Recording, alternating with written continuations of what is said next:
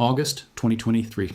The BRICS Alliance announces plans for a gold-backed currency initiative. The announcement sends shockwaves through financial markets, but most people miss what it really signals. In 2022, central banks around the world bought 1,136 tons of gold, the highest level in 55 years. China's central bank, Russia's central bank, India, Turkey, Poland, all stockpiling gold at record pace. If you think this is about economic growth or investment returns, you're missing the pattern. This is preparation for a currency reset. The same pattern appeared in 1933, when the US government confiscated gold and devalued the dollar by 40%. It appeared again in 1971, when Nixon ended the gold standard and the dollar lost 96% of its value against gold over the next decade. And it appeared in 1985, when 5 governments coordinated to devalue the dollar by 50% in 3 years. Every time, governments erased massive debt burdens by destroying the value of people's savings. They don't default on debt. They reset the currency and make the debt worth less. Your savings worth less. Their problem solved. Here's the 4-stage playbook governments use to erase debt without ever saying the word default. And here's why the signs say they're preparing to run it again. The Currency Reset Playbook. Section 2, the Playbook Framework. This is what I call the Currency Reset Playbook. It's a 4-stage strategy governments use when debt becomes mathematically unpayable. The playbook doesn't require conspiracy, it requires crisis. And every government facing unsustainable debt has used it throughout history. Here are the 4 stages. Stage 1, accumulate massive debt. Borrow far beyond sustainable levels. Fund wars, social programs, bailouts. Let the debt grow until the math stops working. Stage 2, devalue quietly. Allow inflation to erode purchasing power slowly. The public notices prices rising, but doesn't connect it to deliberate policy. Savings lose value gradually. Stage 3, trigger the crisis. Create or exploit a shock that makes emergency measures politically acceptable. A war, a banking collapse, a threat from foreign powers. The crisis justifies extraordinary action. Stage 4, execute the reset. Announce a new monetary system, a new currency, a revaluation. Your old savings convert at a discount. The government's debt burden is cut by the same percentage. The outcome is always the same.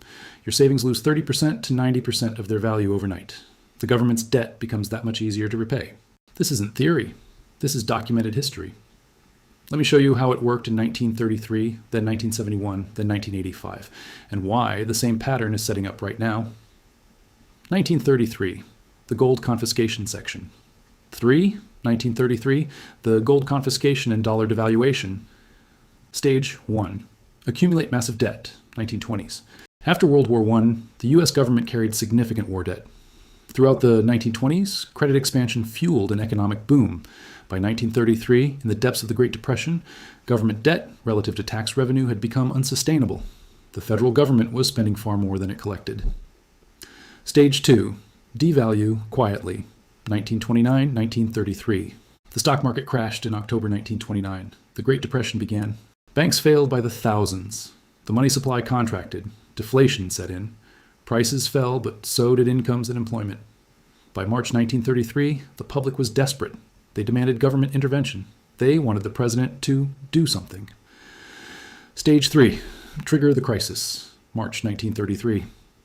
Franklin D. Roosevelt was inaugurated on March 4th, 1933. 2 days later, on March 6th, FDR declared a national banking holiday. Every bank in America was ordered closed. On March 9th, Congress passed the Emergency Banking Act. The crisis was now official. Emergency powers were granted. On April 5th, 1933, FDR signed Executive Order 6102. Executive Order 6102 required all Americans to turn in their gold coins, gold bullion, and gold certificates to the Federal Reserve. The government would pay $20.67 per ounce. Failure to comply carried a penalty of up to $10,000 in fines or 10 years in prison. Americans were forced to surrender their gold. It wasn't a request. It was confiscation under threat of imprisonment. Stage 4, execute the reset, January 1934. In January 1934, 9 months after confiscating gold at $20.67 per ounce, the government passed the Gold Reserve Act. The act officially revalued gold to $35 per ounce. The same gold the government had just forced citizens to sell for $20.67 was now declared to be worth $35, an instant 69% gain for the government. This was the reset. The dollar was devalued by approximately 40% against gold. What did this accomplish? The government's gold holdings instantly increased in value by 69%. The government's debt, measured in gold terms, was reduced by 40%. The public savings, held in dollars, lost 40% of their purchasing power against gold. The government erased a massive portion of its debt burden by confiscating gold from citizens, then immediately declaring that gold was worth more. This is the currency reset playbook in action. Legal, documented, devastating for savers. But 1933 wasn't the last time. In 1971, the US government did it again, and this time it affected the entire world. Section 4, 1971, the Nixon Shock. Stage 1, accumulate massive debt, 1960s. Throughout the 1960s, US government spending exploded. The Vietnam War cost billions. President Lyndon Johnson's Great Society programs expanded Medicare, Medicaid, welfare, and social spending dramatically. Budget deficits grew year after year. The US was spending far more than it collected in taxes. Under the Bretton Woods system, the US dollar was backed by gold at $35 per ounce. Foreign governments could exchange dollars for gold. But by the late 1960s, foreign central banks were losing confidence. They started converting their dollars to gold. US gold reserves were draining. Stage 2, Devalue Quietly, 1968-1971. France, under President Charles de Gaulle, began aggressively demanding gold for its dollar holdings. De Gaulle publicly questioned the dollar's stability. Other countries followed. U.S. gold reserves fell from 20,000 tons in the 1950s to under 9,000 tons by 1971. The math was becoming impossible. The U.S. had issued far more dollars than it had gold to back them. Stage 3, trigger the crisis, August 1971. In early August 1971, Britain demanded $3 billion worth of gold from the U.S. Treasury. The U.S. didn't have enough gold to meet the demand without triggering a run by other countries. President Richard Nixon faced a choice: default on America's gold obligations or close the gold window. Stage 4, execute the reset, August 15, 1971. On August 15, 1971, Nixon appeared on national television. He announced that the United States would no longer convert dollars to gold. The gold window was closed. He called it a temporary measure. 53 years later, it has never reopened. The Bretton Woods system ended that night. The dollar became a pure fiat currency, backed by nothing but government decree. What happened next? The dollar immediately began losing value against gold. Gold, which had been fixed at $35 per ounce, rose to $120 by 1973. By 1980, it hit $850 per ounce. The dollar lost 96% of its value against gold over the next decade. American savers who held dollars saw their purchasing power quietly destroyed, not through a single dramatic event, but through steady inflation over years. The government's debt, which had seemed unpayable in gold-backed dollars, became manageable in fiat dollars that could be printed at will. The reset worked. The debt problem was solved, and most Americans never understood what happened. But the pattern didn't stop there. In 1985, governments coordinated the largest currency reset in modern history. Most people have never even heard of it. Section 5, 1985. The Plaza Accord background, 1980-1985. By the early 1980s, the U.S. dollar was massively overvalued. High interest rates under Federal Reserve Chairman Paul Volcker had made the dollar extremely strong. This created a problem. American exports became expensive. Imports from Japan and Germany flooded U.S. markets. The U.S. trade deficit exploded. American manufacturers were being crushed by foreign competition. Political pressure mounted on the Reagan administration to do something. At the same time, U.S. government debt was growing rapidly. Reagan's defense spending and tax cuts were increasing deficits. Stage 3, trigger the crisis, threat of trade war.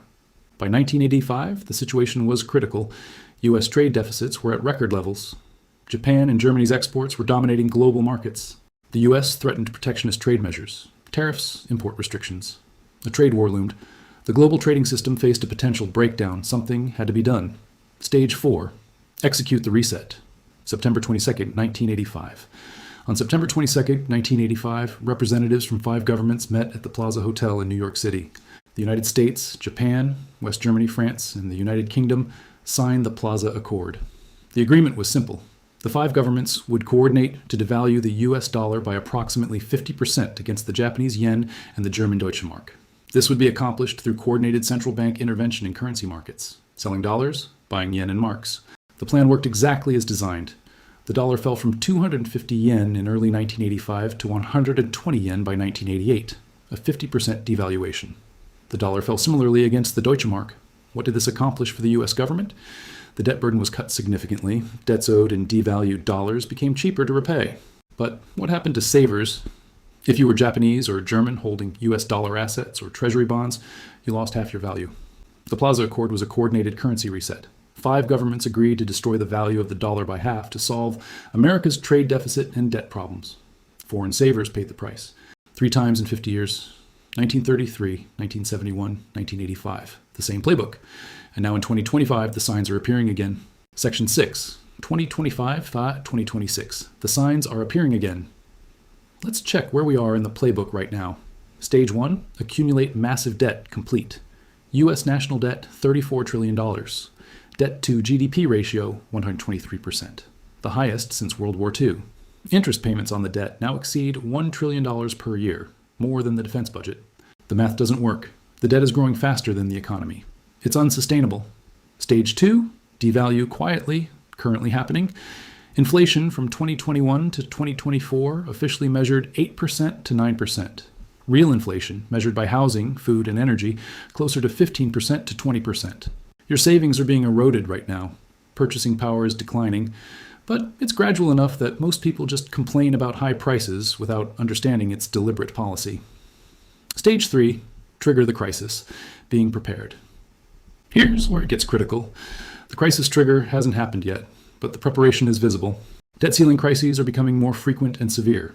The U.S. credit rating was downgraded by Fitch in 2023. BRICS nations are challenging dollar dominance. The August 2023 announcement of a potential gold-backed BRICS currency is a direct threat to the dollar system. Central banks are buying gold at a 55-year high. 1,136 tons purchased in 2022. China, Russia, India, Turkey, Poland, all stockpiling. Why are central banks buying gold if the system is stable?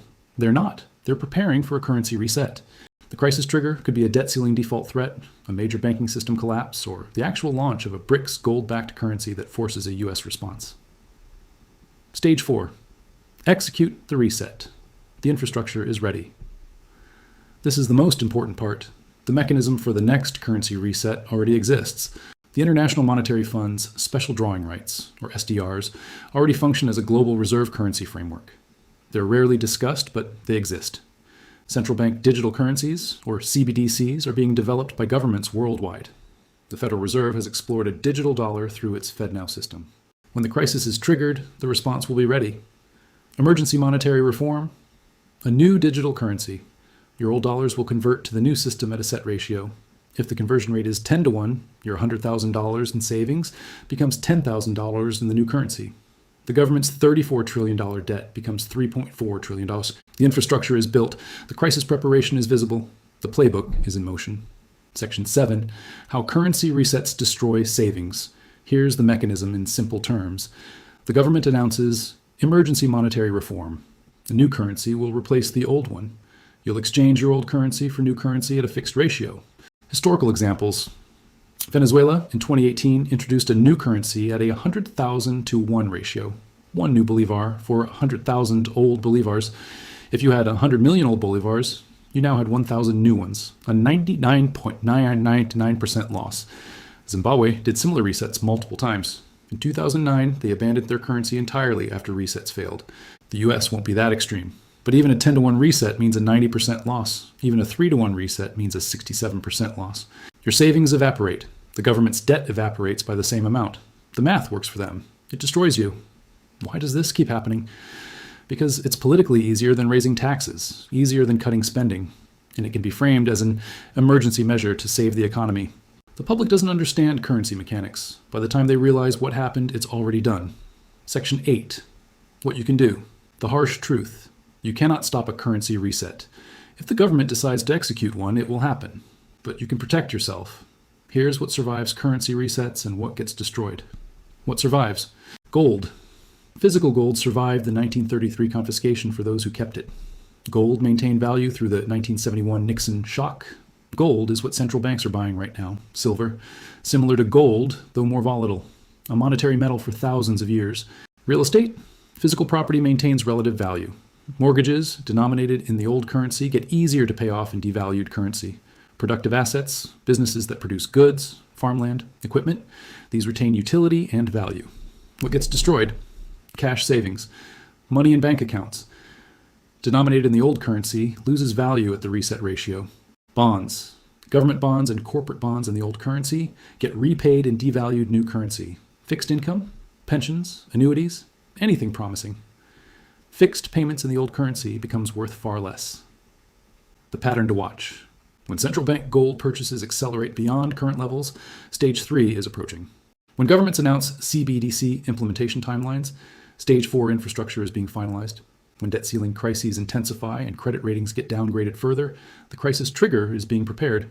When the IMF or World Bank starts talking about global monetary reform, the reset narrative is being built. You can't stop it, but you can see it coming. The pattern is clear. Section 9, the payoff. Here's what the pattern tells us. Governments don't default on debt. They reset currencies. They did it in 1933. A 40% devaluation through gold confiscation and revaluation. They did it in 1971, a 96% loss against gold over a decade by ending the gold standard. They did it in 1985, a coordinated 50% devaluation through the Plaza Accord. Every time, the same 4-stage playbook. Accumulate debt, devalue quietly, trigger a crisis, execute the reset. Right now in 2025, we are in stage 2, the quiet devaluation through inflation. Your purchasing power is being eroded as we speak. But the signs of stage 3 are appearing. Record central bank gold purchases, BRICS challenging the dollar, CBDC development accelerating, debt becoming mathematically unpayable. When the crisis is triggered, and it will be triggered, the reset will happen fast. One announcement, one emergency measure.